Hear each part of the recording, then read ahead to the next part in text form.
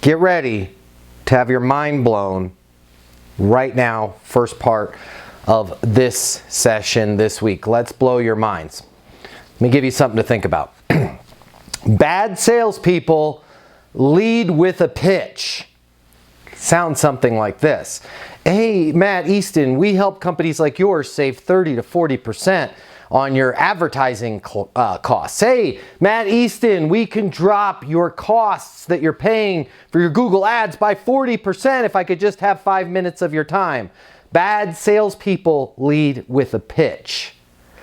Good, not so great, good, maybe kind of good, salespeople lead with information. Hey, so one thing that we're seeing is costs per clicks have gone up quite a bit. They've gone up 30 to 50%, and the ability to really target in on the right customers, it's becoming more difficult with some rules changes that companies like Google and Meta are doing. Good salespeople will lead with information like that. Great salespeople lead with insights. What's the difference between insights and information? The difference between insights and information is, while information is not pitchy, hey, we can help save you 30, 40%, insights are something where the person that you're reaching out to will actually get value whether they do business with you or not. They're like, whoa, that is compelling. Insights are giving that person something to think about. Insights are personalized to them. The reason why I'm telling you guys this is if you can learn to efficiently and elegantly move from information to insights, you are going to absolutely dominate your competition. Most of your competition is leading with a pitch. Some of your competition is leading with information.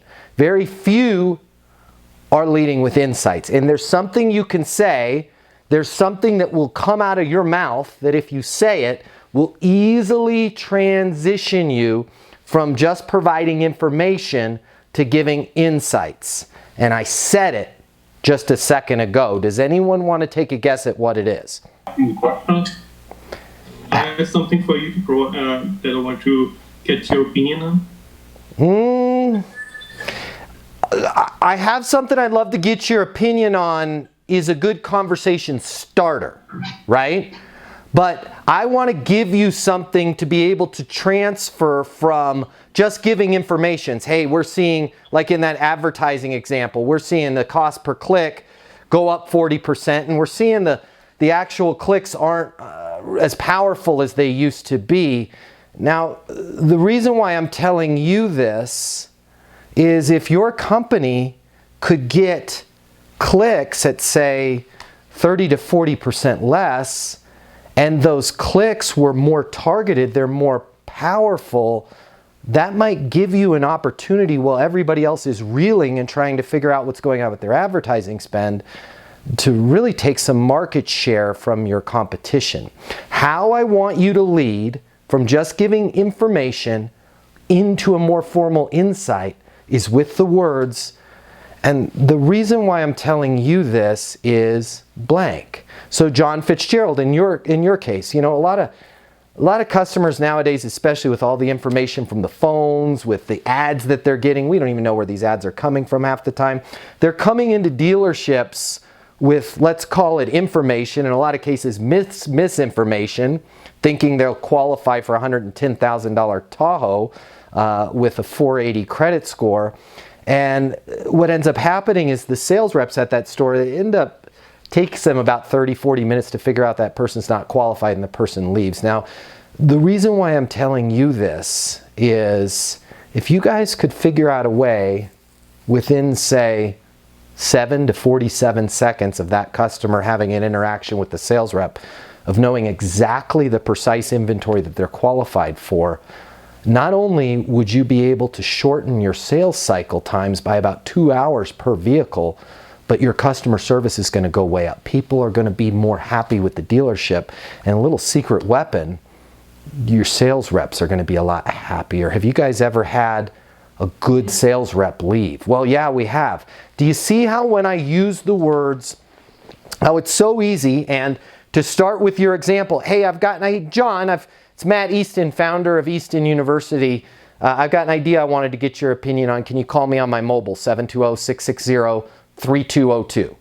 John gets that message. Yeah, man, I want to hear beep, boop, boop, boop, boop. Hey, Matt, John Fitzgerald, what's up? What would you want to get my opinion on? Hey, so something that we're seeing right now is customers, especially on that B2B side, they've got more access to information than ever before, and they've got more choices than ever before, especially even in the automotive software world. Now, the reason why I'm telling you this is a lot of times clients will have a great product like you guys do, but they're just not able to make the connection that they have been with other dealerships. And again, the reason why I want to tell you this is something that is not just, if you are seeing this, not just exclusive to you, but this is going on with other automotive software providers. And if you could just make a few simple tweaks to your sales process, I think you guys would be in a really strong position to take market share, right? Do you see how easy you can transition from just giving somebody an insight